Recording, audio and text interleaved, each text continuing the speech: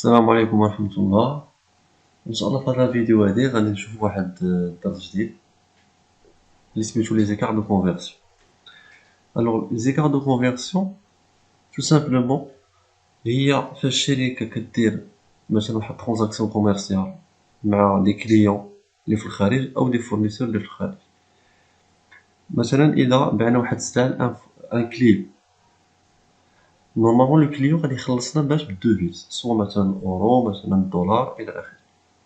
نورمالمون هاد لا كريونس هادي اللي بالدوفيز ولا يعني بالاورو ولا بالدولار خاصنا ندخلوها في لا كونطابيليتي ماروكان او موني ناسيونال كي هي لو ديرهام. دونك سي سا en fait le principe ديال هاد لي زيكار دو كونفيرسيون.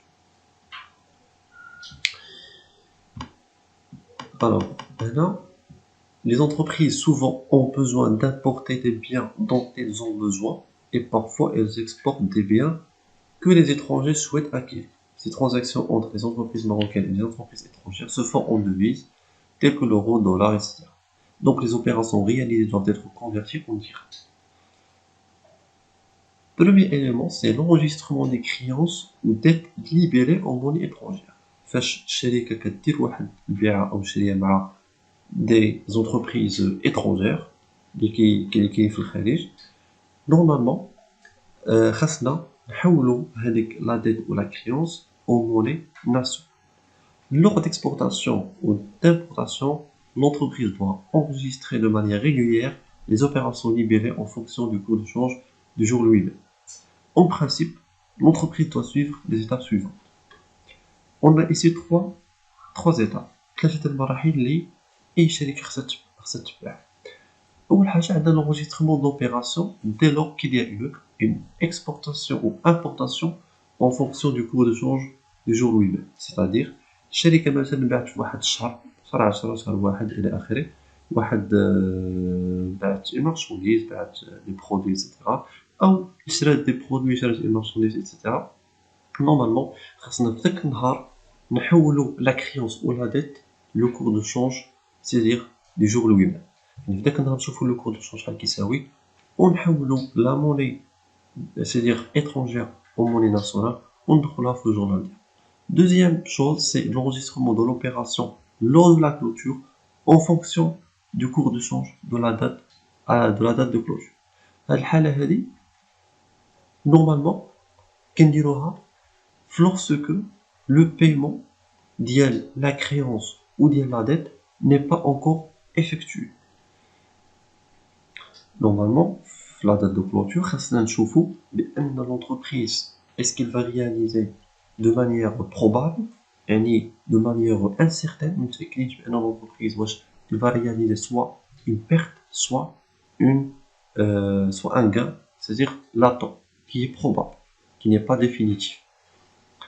Deuxième ou bien la troisième étape, c'est l'enregistrement de l'opération en cas de règlement. Cela donne naissance soit à une perte de change qui est réelle, soit à un gain de change qui est aussi réel. Prenons une petite application pour qu'on puisse, c'est-à-dire bien appréhender ce qu'on vient de dire. Donc on a le 10 février 2020, l'entreprise a exporté des marchandises à son client au prix de 29 800 € à crédit. Petite information, le cours de change au 10 février est égal à 1 euro égal à 10,096 dirhams. Le 10 juin 2020, il s'agit de la date de règlement de la commande, cours 1 euro égal à 11 dirhams. L'entreprise ici a exporté de la marchandise à un client.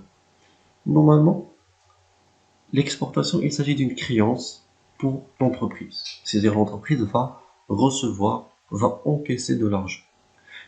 Je viens de dire que la première étape, c'est le fait de comptabiliser l'opération dès lors qu'il y a une exportation, importation en fonction du cours de change du jour lui-même. Le cours ici, au 10 février, est de 1 euro, 1 euro égal à 10,096.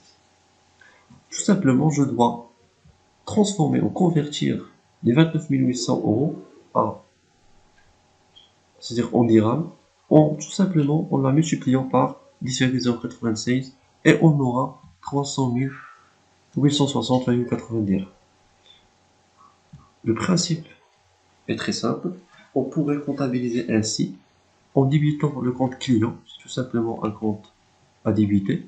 C'est comme on va faire, c'est-à-dire un traitement comptable qu'on fait habituellement, c'est-à-dire comptabiliser une facture, etc. Le principe est le même. Au crédit, il y a vente de marchandises. Vous pouvez constater qu'il n'y a pas de la constatation de la TVA, état TVA facturé. Tout simplement, les ventes qui sont exportées sont exonérées à la TVA. C'est-à-dire qu'il n'y a pas de TVA à constater. Le 10 juin, la date de règlement de la commande. Dans ce cas-là, l'entreprise il va réaliser un gain ou bien une perte.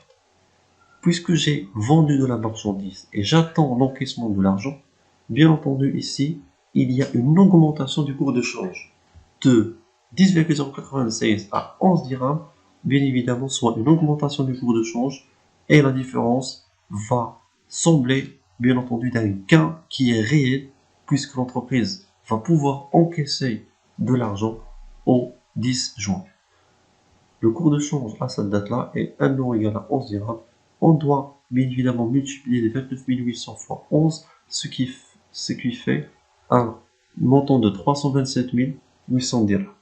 Et la différence, ce qui a été comptabilisé auparavant, c'est-à-dire 300 860,80 et les 327 800, ce qui nous donne un gain qui est réel à constater. Le compte à utiliser et le gain de change propre à l'exercice, le compte 7331.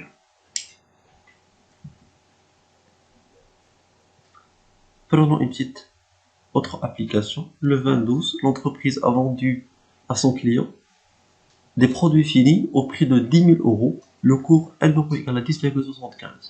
Le 31/12/2020, le paiement n'a pas été encore fait. Et à ce jour-là, le cours est de 1 euro égal à 10,20. Monsieur, les mêmes méthodes, les mêmes étapes. Voilà, donc le 2012, on a quoi? Les 10 000 euros, c'est le cours de change à ce jour-là, à 10,75. On drame 10 000 fois 10,75, on chez le journal d'Eri, tout simplement une simple écriture, débiter le compte client et créditer le compte vente de biens avec le montant de ce jour-là. Vente, pardon, la valeur qui doit être inscrite à la date de clôture, au 31/12. Ici, le 31/12, le paiement n'est pas encore fait. Il s'agit bien entendu soit d'un gain latent, soit d'une perte latente. Dans ce cas-là, on ne peut pas comptabiliser dans notre journal, c'est-à-dire gain de change ou bien perte de change lié à l'exercice. Mais tout simplement, on doit utiliser des comptes, soit de créances, soit de dettes, c'est-à-dire ce qu'on appelle les écarts de conversion, ce qui nous donne, bien entendu, soit il s'agit d'un gain latent ou bien une perte latente. Alors, à ce jour-là, le 31/12, le cours était de 10,20. Voilà, donc 10,20. On doit multiplier les 10 000 fois 10,20, on a 102 000. Alors, vous pouvez constater qu'il y a une petite baisse, voilà, une baisse de, je dirais de combien, donc j'ai inscrit ici, voilà, une baisse de 5500. Une baisse de 5500. Mais cette baisse-là, il n'est pas certain. Donc, le principe qu'on doit suivre, c'est tout simplement, on doit utiliser l'un des comptes qui est ici. Alors, les comptes 17, 10, 47, 01, 17, 20 et 47, 02 sont crédités par le débit du compte du tiers. Par le débit du compte tiers. Et les comptes 27, 10, 37, 01, 37, 02 et 27, 20 sont débités par le crédit du compte du tiers. Une petite remarque, c'est lorsque l'entreprise constate une perte de change, cela donne naissance à une constatation d'une provision, respect du principe de prudence. Alors, tout simplement ici, le compte a diminué, ou bien la valeur a diminué de 5500. Pour pouvoir diminuer le compte client, on doit tout simplement faire passer le compte client à crédit pour, bien évidemment, faire baisser la valeur de 5500. Alors ici, on doit créditer le compte client avec l'utilisation de l'un des comptes ici, qui est le compte 3701. Le compte 3701, il s'agit d'une diminution de la créance d'exploitation. C'est la raison pour laquelle il faut utiliser le compte 3701. Et le compte 37, c'est un compte de la classe 3, et la classe 3 est enregistrée au niveau de débit. Et bien évidemment, le respect du principe de prudence doit être respecté, et il faut enregistrer la dotation provision pour risque et charge et provision pour perte de change avec le même montant de la créance.